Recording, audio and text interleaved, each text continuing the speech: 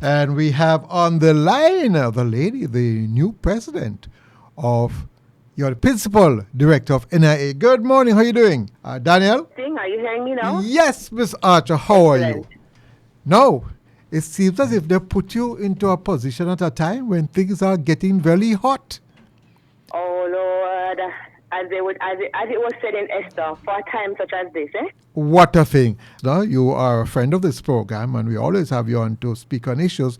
But today you're in a new capacity as the Principal Director of NIA. The National Integrity Action. National Integrity Action. Yeah. Right.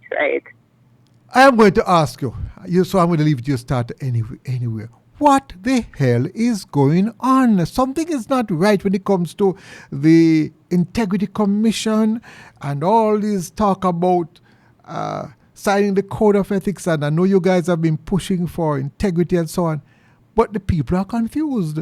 Can you help to... I think you're right. People are confused. People want to know why there's such an issue about you signing this Code of Conduct, and also why there is such hatred, such animosity towards the Integrity Commission. Mm-hmm. And when you think about the response to the Integrity Commission, one must put it into the context of which they operate. The Integrity Commission in Jamaica is the only one of its kind in the Caribbean. In fact, when we made our advancements on the Corruption Perception Index in 2017, we did that because we passed the legislation that we passed to establish the very body that we're talking about today.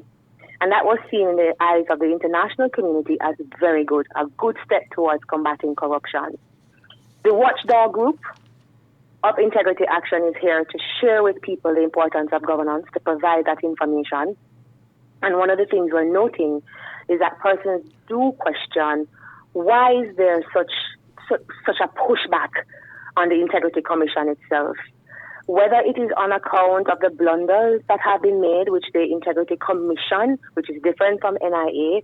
And they have made some blunders from my position. I'll tell you where we're going. They have made some major blunders. Yes, they have. But they have argued that those blunders are what you call perhaps management, or goes to the crux of how the place is managed, or the interpretation of the legislation. Remember, the first one had a lot to do with them saying we can't speak about the issue, and that placed back on the public's mind the issue of the gag clause, which forbids them to tell us as the public who they're investigating and what they're investigating about. So these issues that they're having, I think, are what we could describe as teething pains, management pains, things that we need to iron out. We need to figure out how to allow them to do their job and to do it efficiently without taking the powers that they currently have of overseeing and ensuring that our public servants are not participating in corrupt acts. And so, under the mandate that they had from the legislation, they were told by the legislation itself, passed by parliamentarians, many of whom sit in Parliament today, that they were to come up with a code of conduct that all parliamentarians would be signing, so that they were all on the same page. And this code of conduct now would be something that would guide the behavior of all public servants. Oh, by the way, I will tell you, from that idea came up, I will tell you, it would never, ever work. And let me tell you why it would never work. What was that? It would never, ever work. Politicians, I know them very well. I've been associated with them. If to guide politicians, no. What should have happened? The Parliament should have made a decision on the code of conduct of parliamentarians. Everybody, Governor General, everybody, all the public service too. Everybody should have a code of conduct or whatever it is. And I then agree. Let me just finish. And what ought to happen is that it should not be a matter of the Integrity Commission to enforce, because they're coming across like a lobby group now. What should happen? It should be a thing under the law. Before you get your instrument of office, you have to sign that before you're appointed. This is a friendly thing where they're said to sign. And by the way, I tell you, in sending it to the Prime Minister and putting leader of opposition on the same letterhead, it's just the protocol. Me not love it. So there are certain things. I'm kind of, there's a little bit of a muffle when you speak, so I'm not hearing you clearly. Let me go slowly again. You're hearing me clearly? Yes, I'm hearing you clearly, but let me tell you, because it's very clear, something that I have suggesting, which I haven't heard anybody suggest, that a code of conduct for political leaders, public servants, and you name it, cannot be just a gentleman agreement. It cannot be. If we are serious about corruption, it must be something enshrined in the Constitution or the law, where when you are going to get your instrument of office, you are required to sign it before you're given. It should not be a matter for the Integrity Commission to deal with, because it come in like a little lobby group. Also, as I said before, it does not come across well for them to be giving directives to the Prime Minister, because the head of the country is going to have his ego, and the people of this country are not going to admire the fact that you are going to be telling your Prime Minister what to do, especially when it comes to sending on information to his ministers. Each minister should be required to get a letter separately and to sign it separately. The Prime Minister and the leader of the opposition, they are not postmen. So the way the whole thing is done is wrong. Therefore, the knocking off the thing, probably it's not set up properly. But there's a protocol, and those men are supposed to be distinguished, and they're supposed to know better. I'm telling you, right now, yesterday here, a report was sent to Parliament, and they have to call back for it. That don't look good, man. It don't look good. Yeah, Daniel. So I'm frustrated because I made up on the same plane, and I want to make it work, but I don't like what is happening, Daniel. No, sir. There's a lot to unpack with what you're saying, so let's take it step by step. Yes, the law requires the law that established the Integrity Commission requires that the Integrity Commission, they are mandated to craft a code of conduct for the politicians. That's what they've done. This code of conduct mimics the code of conduct that has been utilized throughout the Commonwealth, and that code of conduct speaks about things such as selflessness, integrity, objectivity, accountability, openness, or we call that transparency, right, honesty, and leadership. We know all of that, but I'm saying it should be moved forward, though. It should be out of the hands. Those elements, having been enshrined in that code of conduct, you're perfectly right. Now that we're having this conversation about constitutional reform, the public, the people can decide whether or not these are elements that should now form a part of the oath of office, which is taken when persons take the oath to become a member of Parliament. So we're not very far. Yes. What I think we need to focus on, though, Vernon, is to recognize that if you get upset about the blunders that are being made by the Integrity Commission and decide that, sure, they might make too much blunder, then we could do away with them and no bother. We are going to pay the price because there'll be no entity that is legally recognizable or with the power of enforcement, whether to prosecute or otherwise, to ensure that our politicians are held to a standard that do not encourage corrupt acts. The only way to ensure that we could use is to say that because we are so disappointed with many of the investigations done by the JCF, and they haven't done them properly, and they've made several blunders, that we should just do away the JCF because them can't do them work. Hold on. I would go there, If like at one time I felt it should be disbanded and you start anew.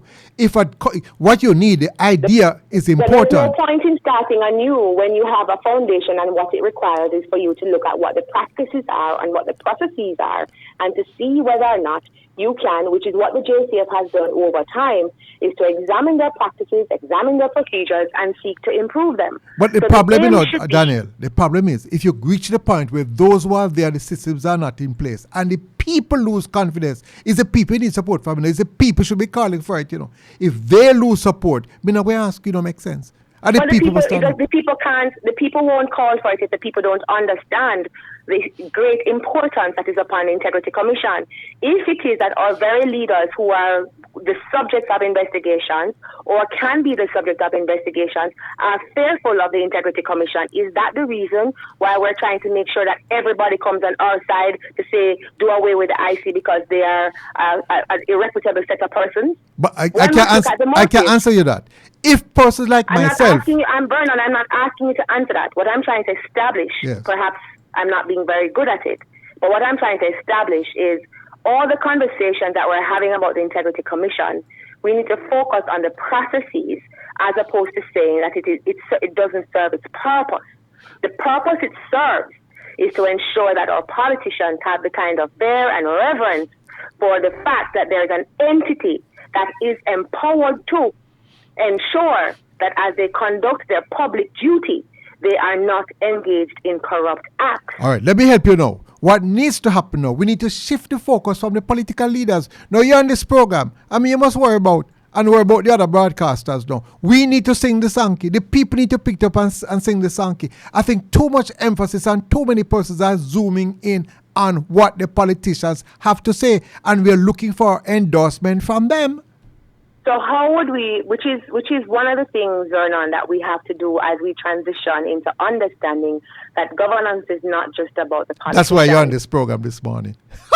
Under NIA, Yes. that's a problem. Under NIA, by virtue of the work that we're doing and Yes. that we continue to do, our mission and mandate is to get every Jamaican to understand the importance of doing the right thing, to appreciate that corruption is not just what the big men do, Yes. but corruption is also what we do in our small spaces and interactions. When we take the paper from the office, when we decide that we're going to go to work and use the office phone to make calls because them can't pay for it. Yes. If Well, we get an understanding that when we talk about corruption costs us in many different ways. There's small corruption, as people like to say, and there's big corruption. but let me get back to the Integrity Commission, because what I want to zoom in now. Now, if, for example, they must have their own code of conduct, and that is important, because if they have a very high standard and the executive director breach it, then he must pack his bags and go. Now, if you have that, then no, I'm telling you, you'll be at a good start. I'm not aware of they having. Take for example, a classic example. The executive director should not be retweeting things from other media houses. You should not, because it could come across as if you're endorsing persons and somebody can say, suppose I'm going to pay for it. You're not to do that. So we need, first before we go, we need a code of conduct for the National Integrity Commission. That is wrong. Another thing they did, which is very wrong. I'm not following you. I'm not following you, though. You need a code of conduct for the Integrity Commission with respect to what? Because remember, there's hold on. When you look at the code and Yes. how it is that when you look at the legislation and you look at the job descriptions that are there for each statutory director, and you look at the description that is there and the requirements that is there for each commissioner, there are certain principles that they have to comply with. All right, let me ask you a question. So What is there to say that the executive director, and I would tell it is wrong, but some persons might not agree with me, that he ought not to retweet things put out by anybody or any organization because so it could right. So that is where now that we're now separating, not the code of conduct. No. Now looking, hold on, Brian. Yes. So we're looking now at the management of the facility Yes. whether or not there's certain activities which should be done by the Integrity Commission, namely and specifically whether there should be any tweeting or any informal sharing of information. By the way, that is what brings them into disrepute, That is what, The politicians are only, that is what brings them into disrepute. The politicians are only using the kind of discontent among the people. Let me tell you another thing they did, which is wrong. They ought not to put out things pitting one side against the other. Saying, for example, that the PNP has signed, but the JP has signed. The Constitution don't even recognize political parties. All you need to do is say, so-and-so has that. As a matter of fact, I don't think it should be in their hands at all. I think, as you're talking about the Constitution not recognizing political parties, very good observation. The Constitution does recognize there's a government and an opposition. Yes. The Constitution, by virtue of how it's set out, does recognize that we operate in a two-party system. There's no room really for a third or fourth party.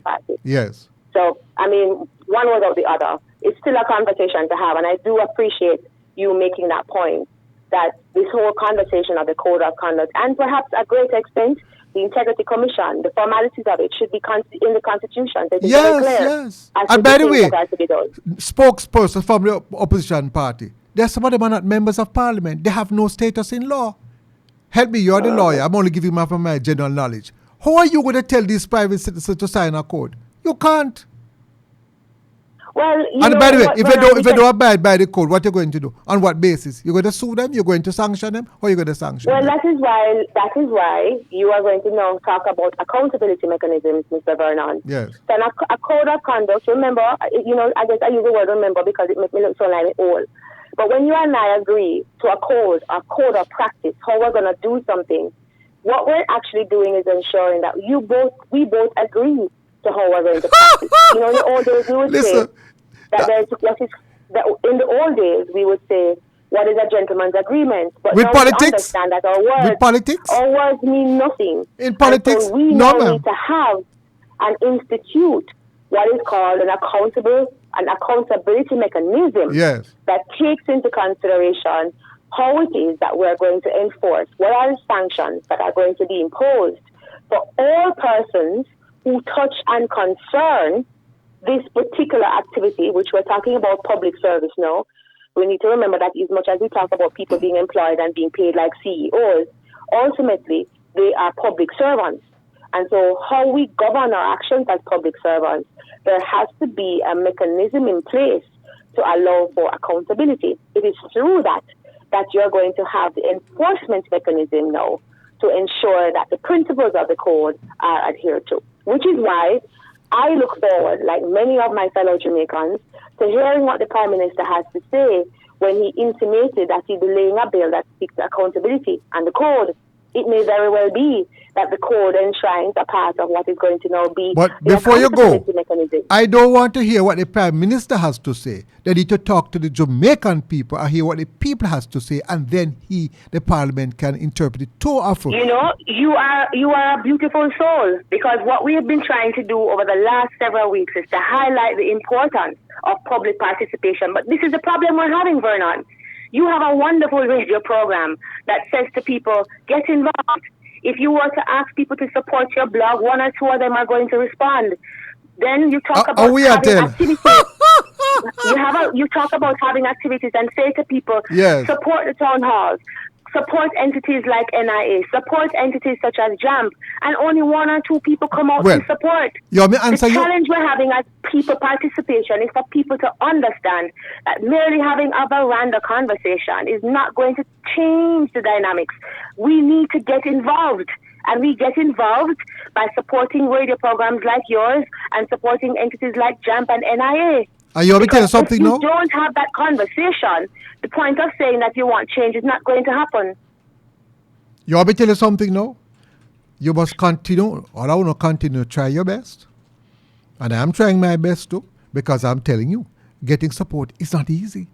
Right? I keep on saying on this program, if a man has AIDS and is going to die, and there is medication on the right to cure him, and there's a lady on the left of the night or day, whichever you prefer to call it, he's going to go to the left. If the people will not hear what you are saying, and if I'm trying my best, and that's why you are here, well, guess what? We must continue to do our jobs. And I say our job because I don't know how much pay I get. But guess what? Well, you see, that's why we call it service. What you do is service. What we do is put ourselves out for serving people so we can bring the message out and let people understand that they're not alone. We are part of a process. Governance does not involve just politicians and guess people what? who work in the government. We are part of the process, and if we want a better place, rather than quarreling and cussing about it when in the kitchen or in a bar, we take an active stand and say, look, we're going to join this or we're going to do this. We're going to actively ask for answers to the questions we have about the Constitution and tell our members of Parliament. You can go onto the JAMP website, actually, and send a message to your parliamentarian. How many of us know that there's such a website that allows you to easily communicate, provided by civil society, to easily communicate with parliamentarians? We don't demand from our parliamentarians. We allow our parliamentarians to tell us what to ask for.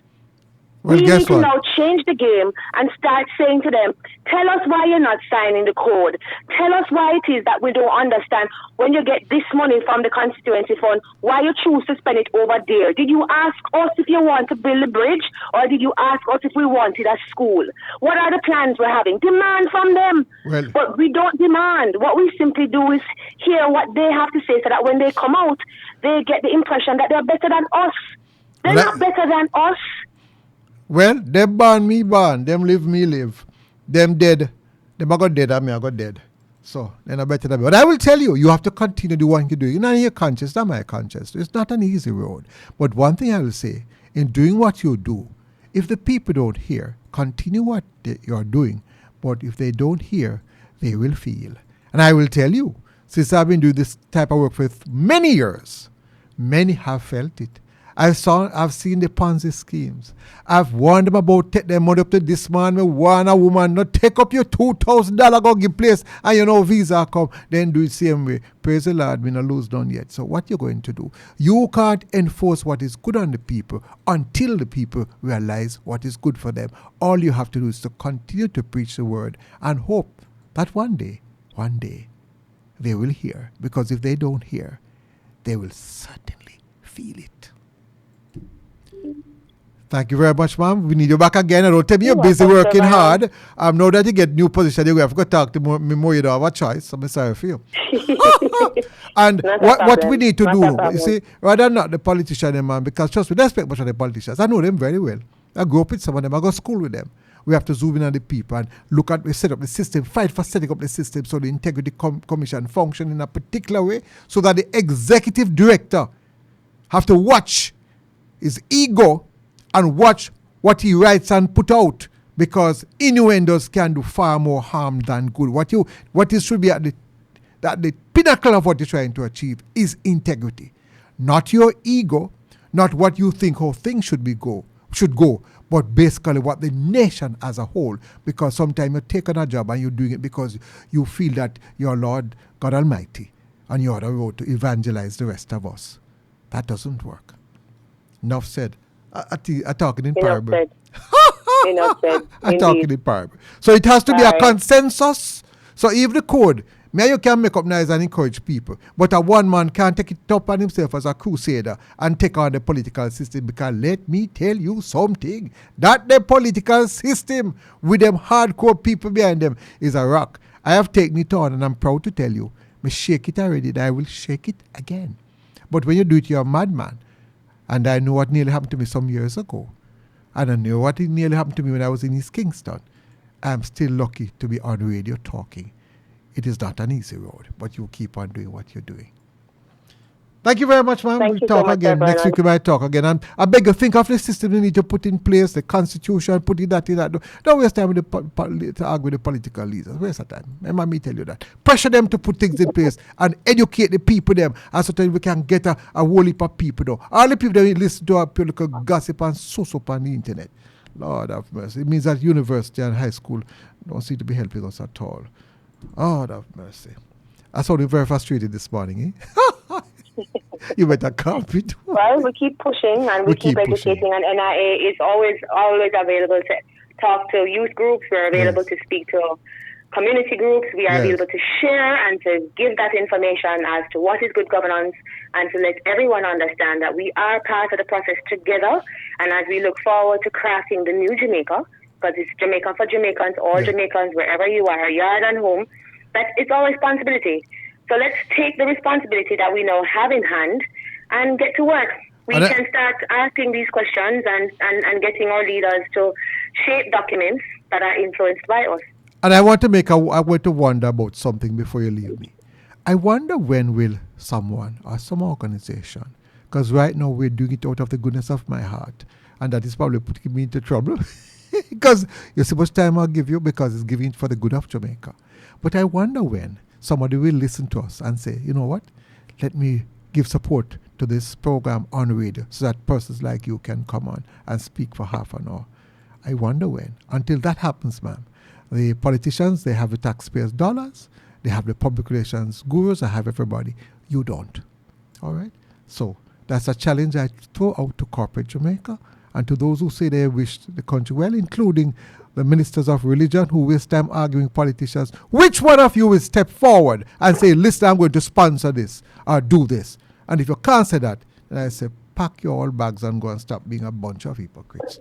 I know I've been very... You're on a roll this morning, sir. Yes, man, because I years now, you know why it shake me up so much? When you look at the records and show, I think I did the tally last night, over 46,000 persons murdered since 1962, I think. I hope my figures are too wrong. And 20,000 murdered within the past 20 years. And I said, what is hell is wrong with us? You're gone far back.